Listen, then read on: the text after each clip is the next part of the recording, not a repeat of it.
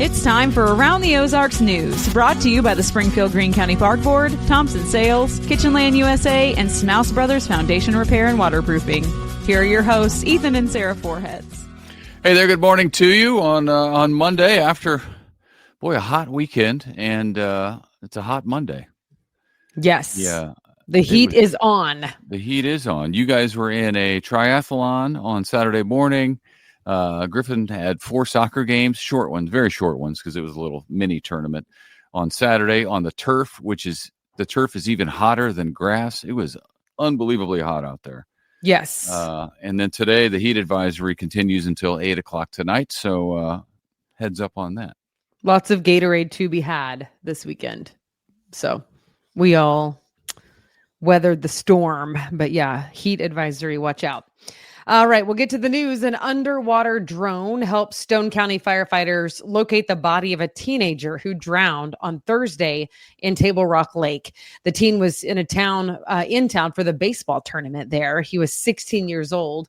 Stone County says that the drone is making it easier to locate victims under the water and any other issues that they may see, making it safer for divers to go down as well, if need be. The drone can go down to the bottom of Table Rock Lake, even take images at any depth. Pretty incredible technology to help bring closure for that family. Just days before the start of school in Springfield, the Central High School football team learned that it is no more the varsity team. School leaders are doing away with the varsity football team and instead only running a JV team this season. Some players and parents are trying to get this decision reversed. We're probably going to hear more about that today. But for now, the school says the reason is there are not enough upperclassmen at Central to be competitive right now. Last season, the Bulldogs were 0-10, and the year before that, they did not have a strong showing either. Leaders say they're hoping to build the team from the JV with the goal of moving back into varsity eventually. Oh, that's tough. Well, come December, Missourians will be able to legally bet on sports. Voters passed Amendment 2 last November to legalize sports betting in the state. Missouri has given out 2 sports betting licenses, did so over the weekend, to DraftKings, no doubt you've seen their commercials, and Circus Sports. So people can place bets in casinos and on mobile devices. However, the infrastructure isn't in place quite yet for it to actually start, so bets will likely go live December 1st. That is the last day possible under the new law, so they have to go into effect then, or else I don't know what happens. Supposed to. I don't like it. But it is here. And but it is here. Well, I don't know. It's already causing problems in the sports world. Athletes are being caught doing really dumb stuff with a paper trail, but being caught betting on college athletics and things like that they're involved in. It's a mess. It's a mess. Meanwhile, yes. Springfield. Word to the wise. Gambling is addictive. Anything that you can partake in where they actually have an 800 number that they fund to the tune of millions of dollars to help you then get off of said thing is not a good thing to start. Just a general rule of thumb, piece of life advice. I have a friend who got into a lot of trouble doing that, financial trouble. He had, as it turns out, a problem and got into a lot of debt doing that. So be careful. Springfield should be better connected via bike and walking trail before too long. The city is still expecting a grant to help pay for the trails to be finished, but it's taken longer than they initially thought and hoped. Nearly $25 million RAISE, R-A-I-S-E grant. Don't know what it stands for, but it's called the RAISE grant in all caps, was awarded during the President Biden's presidency, then put on hold while the leadership transitioned to President Trump.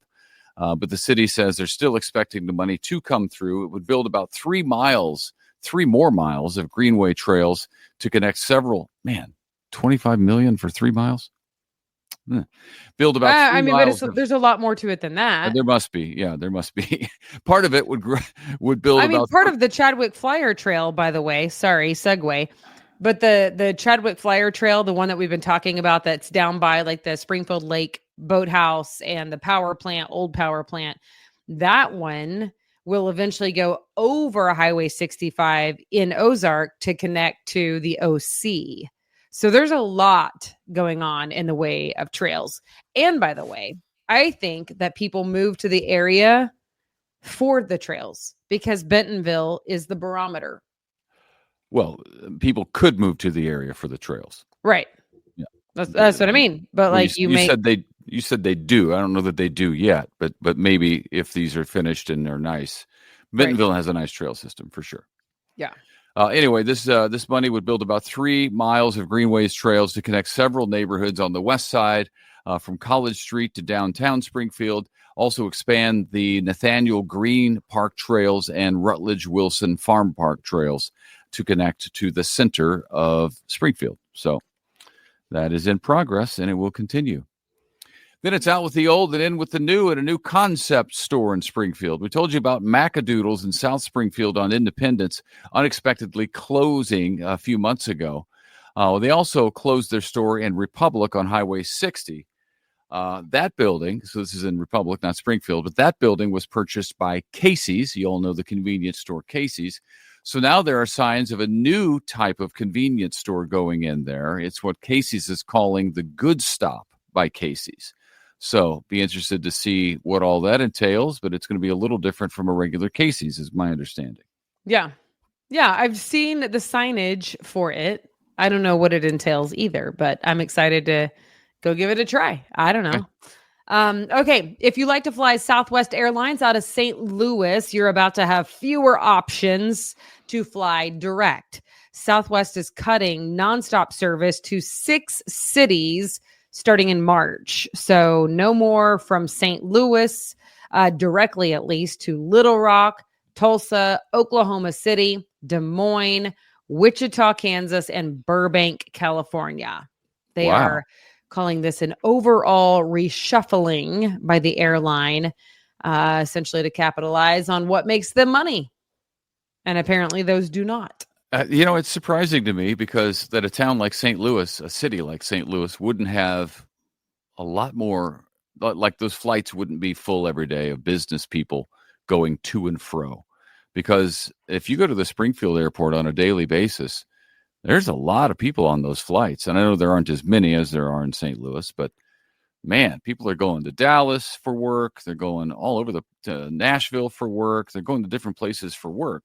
And I see right, but the two cities you just mentioned, Dallas and Nashville, Houston, Texas, I don't know. There's just some cities that you can get to from Springfield that are going to be, in my mind at least, I would think more packed, because when I think of these other cities that Southwest is cutting service from, none of them scream business to me. Yeah, I guess Tulsa maybe, but that's a drivable distance. Oklahoma City, that's a longer drive. Yeah. Short commute on a plane. Anyway, okay. There's that. And then there's this. This is a lot of fun because if you are like me, you don't have any clue what to plant during which season. However, the Conservation Department is about to teach you. They are opening up to Greene County residents what to plant at home. This is a virtual event on Friday, September 12th. Mark your calendar. The program is called Native Plants Planting for the Fall.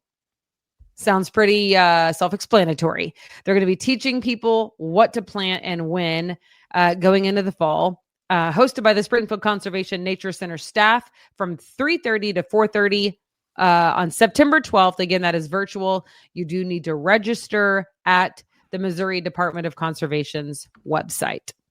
Okay. So good information to know.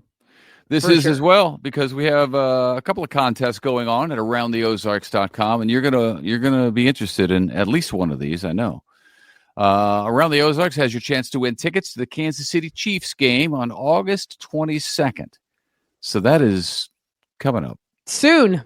That is what, Friday night? August 22nd? Oh my goodness. That's Friday night. That's this week. Friday night at Arrowhead. We're giving away tickets. Yeah, Friday the Chiefs are taking on the Bears.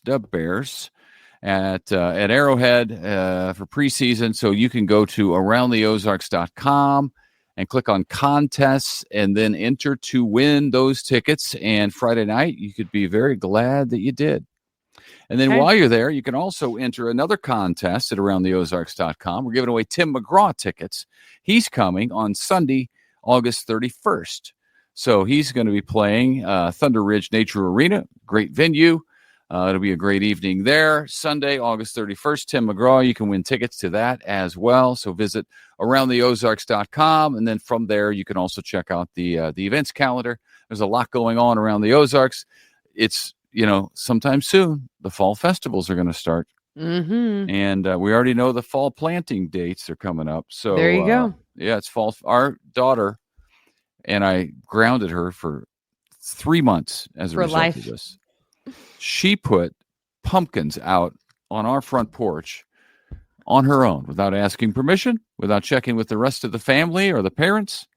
And I noticed that I didn't have to do anything because when I came in, the pumpkins were off our front porch because I never did see them out there. But they're in the office. So I imagine you took care of that. No, I didn't take care of it. I thought you did. No, I didn't. One of our other children stood up. Griffin. Finally. It was Griffin. One of our other kids answered the call and said, Mom and Dad would not approve of this. Yeah. Those pumpkins are going right off that porch into the office until it's time. Ethan and I are summertime people, as it turns out. It's okay that you be fall, but let's wait till fall. Not in my house. You know what I mean? Not in my house. Yeah. No pumpkin stuff until October. So there you go. Okay. Well, happy Monday, folks. Tomorrow starts school. So enjoy the last day of fewer cars on the road. And then tomorrow, be ready for school traffic and slow down and stop when you're supposed to stop, when the arm goes out and the lights are flashing. School starting. It almost hurts me as much now as it did when I was a kid. Yeah. Just the end of an era. It's the end of freedom. The end of summer. Freedom. Okay. All right. We'll see you tomorrow. Yeah. Bye.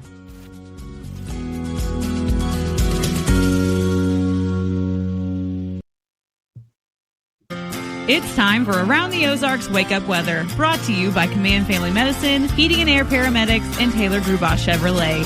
Here's your host, meteorologist Abby Dyer.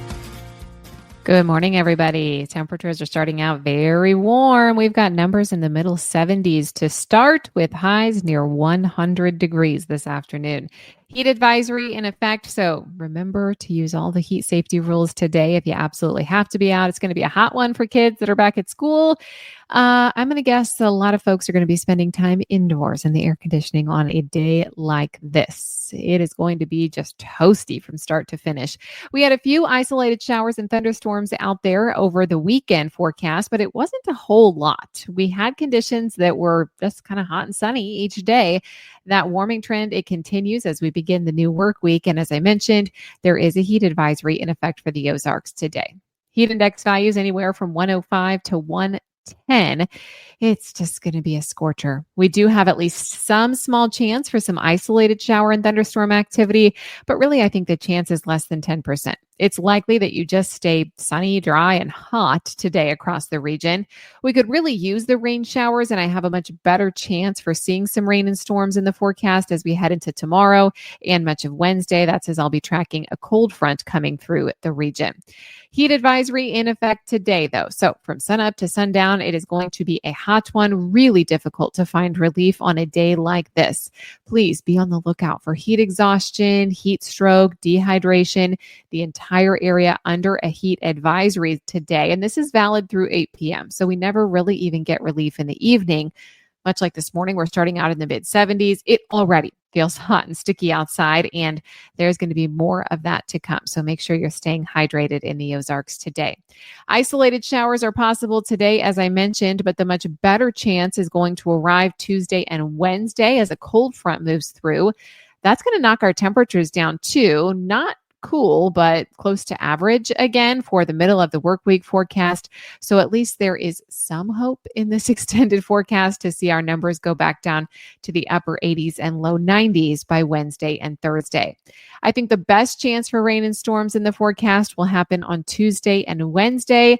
Not as hot, though, on Thursday, so numbers go down. It'll still feel summer-like as we head into the late parts of the week and into next weekend, but conditions will feel rather toasty for the end of the work week as well. Around the country, what's making headlines? Well, I'm sure you heard about Hurricane Erin over the weekend, once a Category 5 storm that has since weakened. It's continuing to track westward, though, out in the Atlantic, bringing heavy rain and winds for Puerto Rico and the U.S. Virgin Islands. All eyes on that. I think that storm is going to bring some life-threatening surf and rip currents to occur and a spread across much of the Atlantic coast this week. So heads up for anybody on the East Coast. We also continue to see heavy rain and possible flooding today for parts of the upper Midwest that have just kind of had round after round of rain and storms all the way back into last week. And also today making headlines, it's our heat risk, the heat risk for the Mississippi Valley. It's a widespread region under the heat advisory today, and some extreme heat warnings. So that's going to make some of the national news headlines too around the country. All right, it's time for the Around the Ozarks Wake Up Weather Brain Twister trivia question for the day. And the one that I left you with on Friday has to do with ocean currents. Which ocean current is the fastest in the world, capable of reaching speeds more than 5 miles per hour? That doesn't sound very fast, but if you're in the water and it's moving at 5 miles per hour, it's really fast. Do you think that is A, the Gulf Stream, B, the Kuroshio Current, C, the Antarctic Circumpolar Current, or D, the Agulhas Current? Which one? Do you have a guess? Gulf Stream is fast, but that is not the answer today. It's actually C, the Antarctic Circumpolar Current. It is considered the fastest ocean current in the world. It's also the longest. It encircles Antarctica and connects to the Atlantic, Pacific, and Indian Oceans. It is a massive flow of water extending from the surface to the deep ocean floor, and it is known for its strong and persistent westerly winds that drive its movement. So congrats if C was your guess. Here's the trivia question for tomorrow with Hurricane Erin out in the Atlantic. This is top of mind, this topic. Which month is typically the peak of the Atlantic hurricane season when storms are the most frequent and intense? Do you think that typically is the month of A, June, B, August, C, September, or D, November? You can let me know your guess. That's at aroundtheozarks.com. Thanks so much for waking up with me here at Around the Ozarks Wake Up Weather. I hope you have a fantastic Monday. It is just a brutally hot start to the week. So find a way to stay cool today. Thanks to our sponsors, Command Family Medicine, Heating and Air Paramedics, and Taylor Grubaugh Chevrolet. We'll chat again tomorrow morning.